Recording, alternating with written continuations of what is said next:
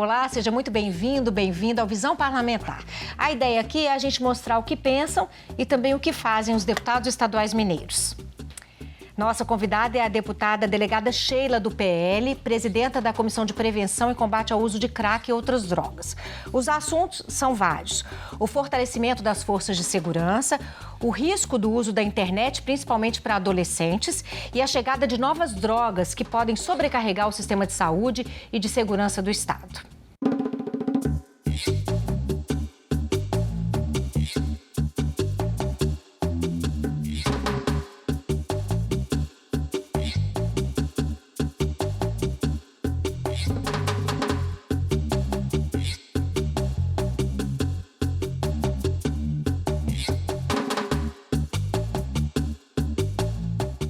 Deputada, muito obrigada pela presença, ter aceitado o nosso convite para o nosso bate-papo aqui, para a gente conhecer mais do seu trabalho, né? Agora já nesses primeiros meses de legislatura.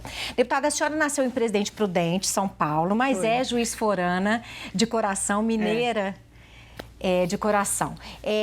E eu queria falar, como a pauta da senhora também é voltada para a segurança pública, se existe alguma pauta regional que lhe interessa, que a senhora tem trazido aqui para o Legislativo, que diz respeito a Juiz de Fora ou à Zona da Mata?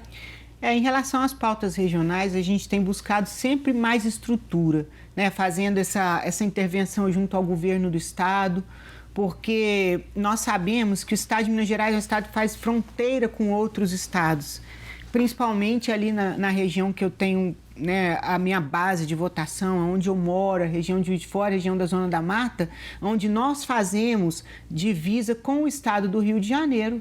E a gente sabe que a criminalidade, quando sofre algum tipo de represália ou de aperto, ela tende a migrar para as regiões de fronteira, né, e para os estados vizinhos.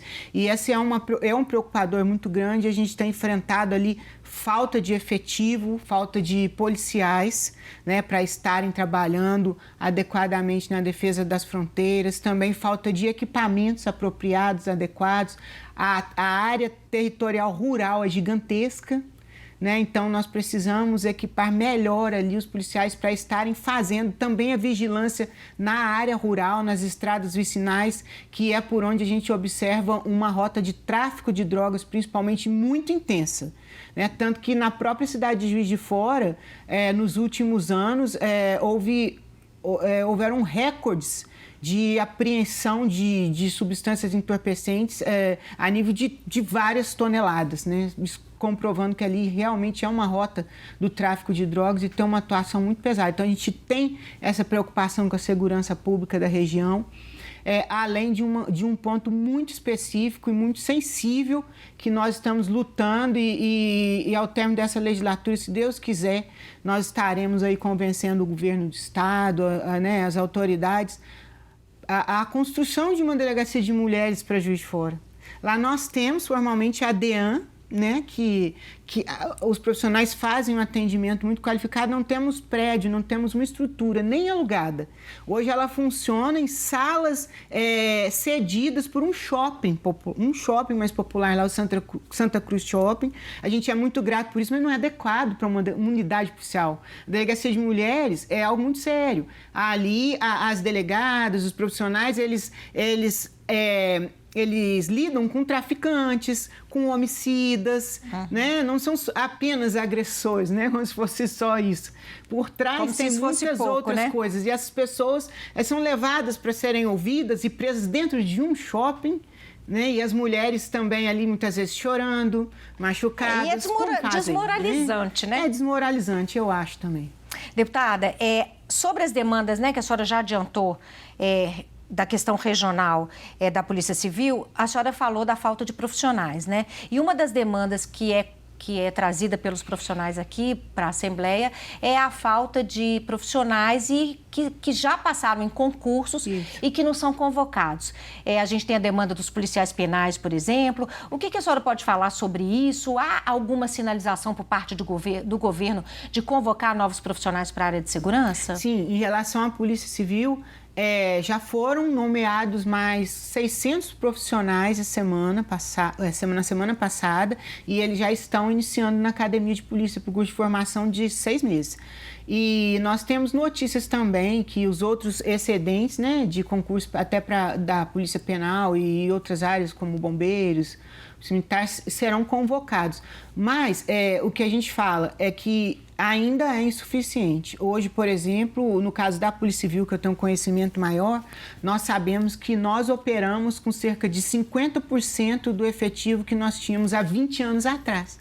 Porque na mesma proporção que entra pessoas, saem também, aposentam, muita baixa por problemas psicológicos. Nós temos um percentual muito grande de pessoas licenciadas, né, por conta dos impactos psicológicos que a profissão traz para essas pessoas. Não é fácil.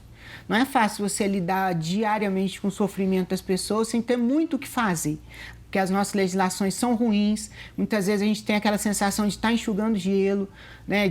Eu mesmo já participei de investigação que durou ali quase 2 anos, onde nós desarticulamos uma grande quadrilha ligada, inclusive, ao PCC, de tráfico de drogas, de homicídios e tudo mais, e depois nós tivemos ali a grata insatisfação de ver essas pessoas colocadas em liberdade pouquíssimo tempo depois. A senhora que já participou dessas operações, há casos até de policiais, a gente sabe muito da questão militar, os policiais que se suicidam. Muitos casos. Porque vivem nessa Tristemente, né, a gente sabe que acontece. Nós tivemos aí, em menos de 15 dias, uma sequência de 3 suicídios na Polícia Civil. Recentes? Recentes. Há menos de um mês, inclusive uma policial, mãe, sabe, que já apresentava problemas, mas não teve um acolhimento adequado, acabou tirando a vida dela e até do filho, autista. Difícil. Por muitas dificuldades. Então, assim, é um ponto que precisa ser também muito, muito trabalhado, é a questão psicológica dos profissionais. Vamos falar um pouquinho agora da valorização dos profissionais, mas a nível financeiro. Sim. O governo do estado está para mandar para a Assembleia Legislativa um projeto grande de reajuste salarial para os servidores no geral.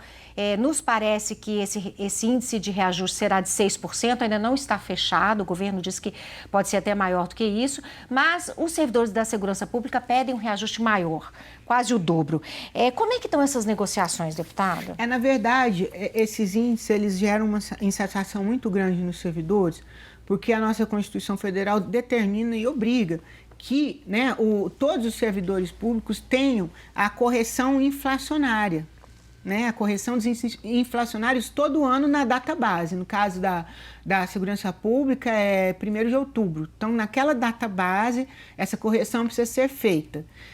Mas culturalmente, né, e por questões talvez de má administração, ou até culturais, eu posso dizer assim, o Poder Executivo não costuma fazer essa correção e gera esse desconforto sempre.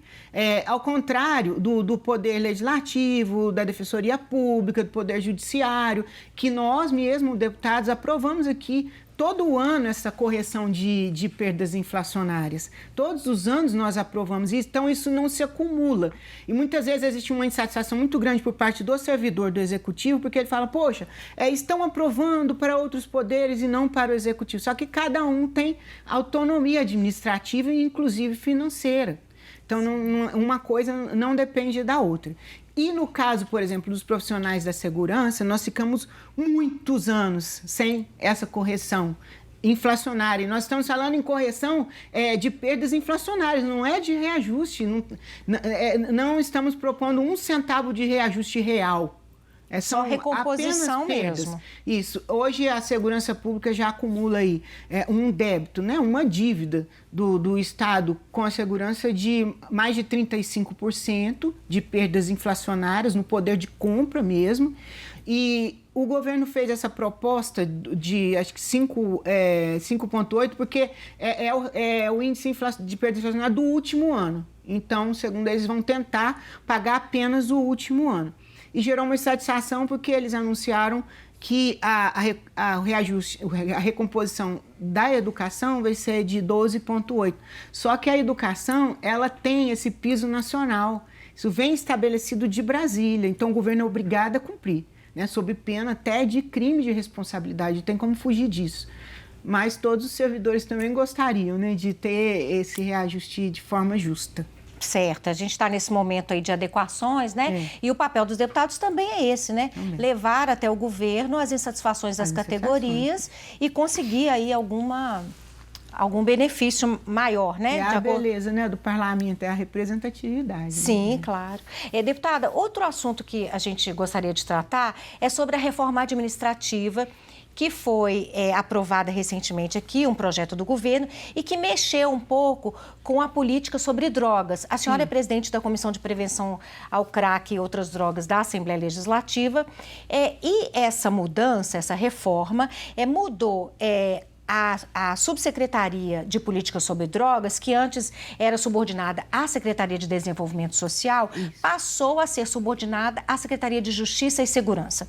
A minha pergunta muda alguma coisa sobre a política de drogas e os cuidados com o usuário, o combate efetivamente ao uso de drogas? Olha, não muda se houver realmente uma integração entre as duas secretarias, né? Porque a gente sabe que a política sobre drogas, ela não pode ser olhada apenas por um lado. Só pelo lado criminal, né? Não só pelo lado criminal, mas também não só pelo lado social e não só pelo lado da saúde.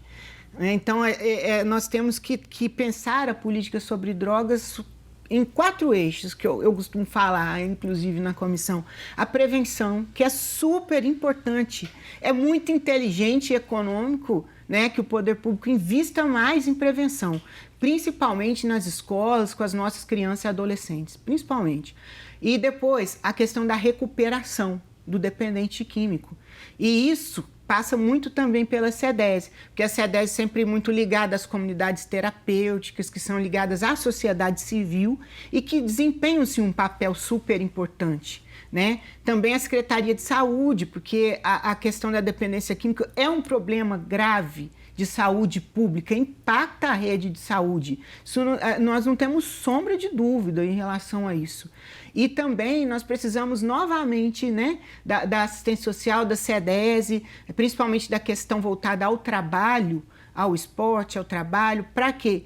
Para a reinserção dessas pessoas que são tratadas pela saúde, recuperadas pelas comunidades terapêuticas, novamente na vida, na sociedade, no mercado de trabalho. Não adianta você gastar dinheiro, gastar tempo recuperando uma pessoa e fazer com que essa pessoa saia de onde ela ficou e seja lançada no mesmo ambiente que a tornou um dependente químico. Então, se nós não observarmos a política sobre drogas nesses 4 eixos de forma integral, infelizmente, é triste falar isso, mas o poder público só gasta dinheiro à toa. Né? Então, é isso. Estando lá, estando na CEDES, eles precisam trabalhar, todos precisam trabalhar de forma integrada e sem vaidade para fazer o negócio acontecer de fato. Deputada, a senhora que preside a Comissão de Prevenção ao Uso de Crack e Outras Drogas, o colegiado pretende em breve visitar o Instituto de Criminalística para saber detalhes do uso de uma droga, o uso indiscriminado de uma droga chamada fentanil. Ela é usada pelos anestesistas e que tem a potência 100 vezes superior que a morfina. E eu queria saber da senhora quais os detalhes dessa droga, realmente a capacidade dela de fazer a pessoa ficar dependente é realmente gigantesca. O que vocês já sabem sobre isso? Olha, é uma droga muito potente mesmo, ela é 100% de dependência. Hoje o crack nós sabemos que é 90%, né? A cada 10 pessoas que usam o crack pela primeira vez, 9 se tornam dependentes. E o fentanil é 100%. Usou, se torna dependente. É uma droga muito forte e ela tem sido usada assim, em várias versões. Por isso que a gente precisa dessa parceria com o Instituto de Criminalística. E eu acredito que o Estado de Minas Gerais pode ser pioneiro, tá, nessa luta, porque, se eu não me engano, a Assembleia de Minas é a única Assembleia do Brasil que tem uma comissão como essa, preocupada com essa questão. Tá? Então, nós temos aí uma responsabilidade muito grande em relação a isso. Eu estive nos Estados Unidos em dezembro, eu faço um mestrado em Psicologia do Crime e na Flórida. Então, eu fui fazer alguns cursos lá em Washington e em outros lugares, em Nova York, e eu fiquei desesperada com o que eu vi. Eu já tinha ido há algum tempo atrás e hoje principalmente em Nova York e Washington, uma cidade suja, triste, com um número gigantesco de moradores de rua, pessoas em situação de rua e usuários de fentanil. Eu nunca tinha visto. Eu não conhecia essa droga. Para mim, na hora da gente fazer o programa, realmente me causou uma estranheza mesmo. Eu filmei várias vezes, porque assim, é absurdo. E ela causa overdose mais rapidamente? As pessoas utilizam no meio da rua.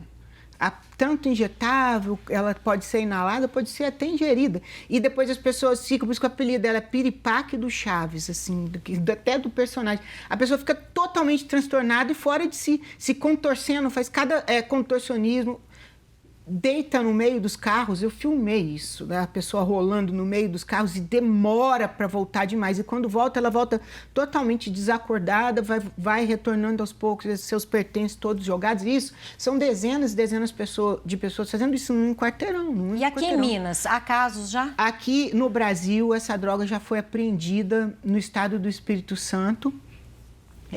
E as informações é que ela foi desviada de um laboratório que fica em Montes Claros, em Minas Gerais, sabe? Meu Deus! E nós não sabemos, porque ela foi apreendida, mas quanto que está circulando e de que forma está circulando, que não foi apreendido ainda. E nós já estamos vendo outras modalidades que nós sabemos que são ligadas ao fentanil, que é o K2, K4... K2, K4, K9... Um outro pozinho também que eles estão apelidando de pó rosa, talvez para ficar mais bonitinho, né? Pó rosa, e as pessoas estão fazendo uso e da onde está vindo, né? Eu quero saber, nós queremos saber, a comissão quer saber da perícia criminal, porque a perícia criminal fica sediada aqui, né, de criminalística, e eles fazem os exames em substâncias entorpecentes. Então, se chegou no interior do estado alguma substância diferente, automaticamente eles mandam para cá, porque talvez eles não tenham lá qualificação técnica para estarem analisando essas substâncias. Então, nós precisamos saber quanto disso já chegou aqui em Belo Horizonte, quanto disso já foi constatado. E um dado extremamente importante também se eles estão utilizando de subterfúgios para viciarem as pessoas nessa droga e depois fazerem aí um comércio em massa, porque, né, o lucro é muito grande, já que causa muita dependência. Então, de que maneira? Da mesma maneira que introduziram o crack, né? O crack, inicialmente, ele não chegou, principalmente nos Estados Unidos, como crack, ele chegou no freebase, que é uma mistura do cigarro de maconha com o pó do crack. Então, muitas vezes, o adolescente, né, até as nossas crianças, infelizmente, usava maconha achando que estava usando só a maconha e já tinha o crack com um poder maior de dependência. Com poder maior de dependência. A pessoa já se tornou um dependente de crack sem saber, acho que é só dependente de maconha. Fica toda hora buscando, mas lá aquele fornecedor, porque ela é pura, ela é isso, é sabe? Mas não é nada disso. E quando a pessoa sente o cheiro do crack, a fumaça do crack, está naquele ambiente, ela vai usar assim. Com certeza ele não sai mais dessa situação. Aqui em Belo Horizonte mesmo a gente consegue ver, né? Que tristeza. Eu te agradeço, assim, de coração o seu trabalho, porque como mãe é uma coisa muito preocupante. A senhora é mãe de 4 adolescentes. 4. O José, isso aí ela. Olha que bonitinhos. José, aí os trigêmeos, Marcos, Moisés e André. Isso. Qual que é o José? José é o de camisa bege, de blusa bege. É o maior. E a senhora tem um trabalho super interessante também, que é ir nas escolas, né?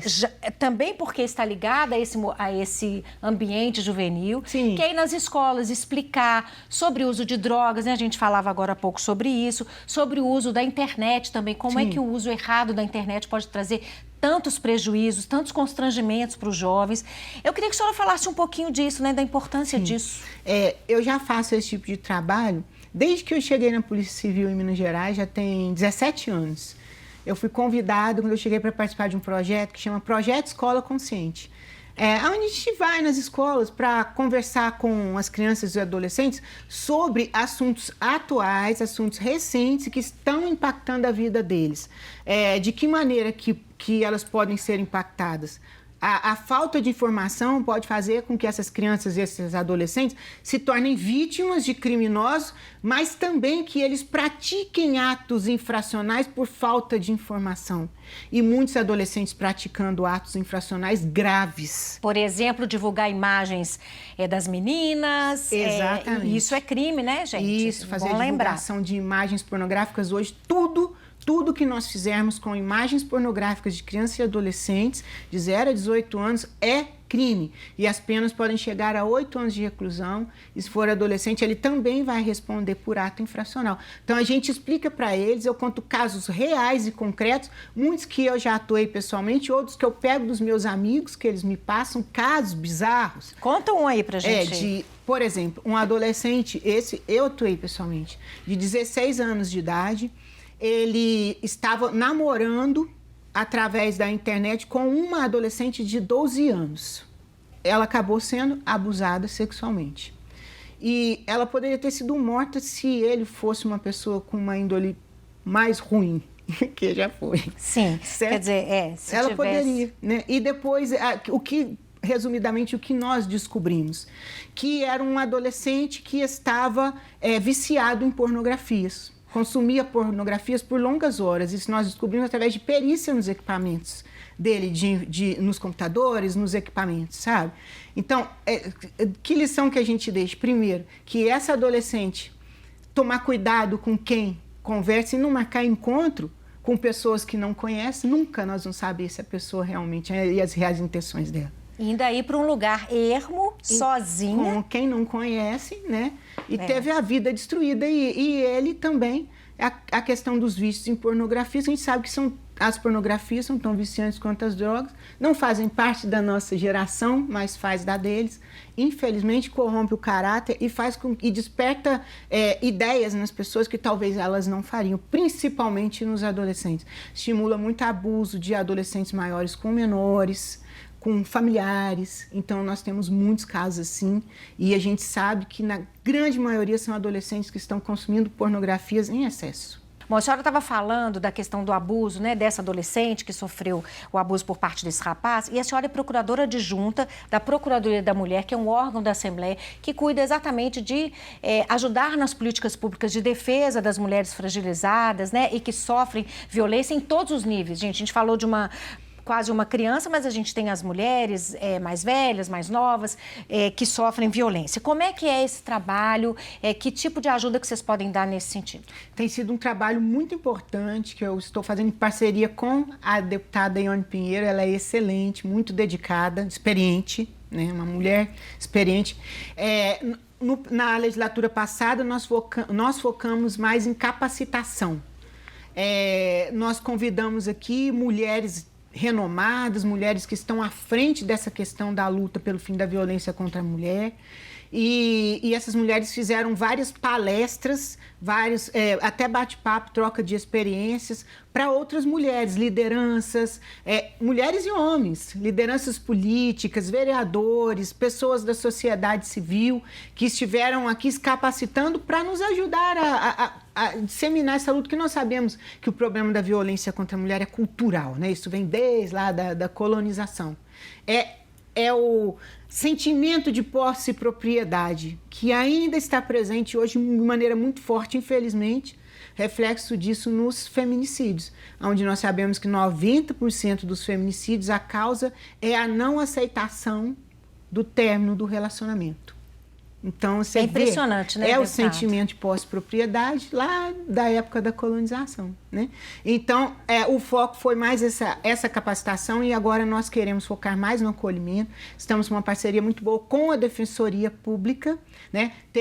Continuaremos com as capacitações, mas estamos aqui buscando alternativas para estarmos acolhendo e encaminhando essas mulheres para os órgãos responsáveis com prioridade. Estamos pensando, inclusive, num aplicativo, né, da Procuradoria da Mulher, nos moldes de outros aplicativos, como o MG Mulher e o Chame a Frida, onde a mulher, através do WhatsApp, ela vai pedir socorro e a gente pode passar orientações para ela também através do WhatsApp, que é muito mais prático, fácil e mais econômico para ela, né? Claro. A senhora citou aí a deputada Ione Pinheiro e a gente observa que na Assembleia Legislativa hoje são 15 deputadas, né?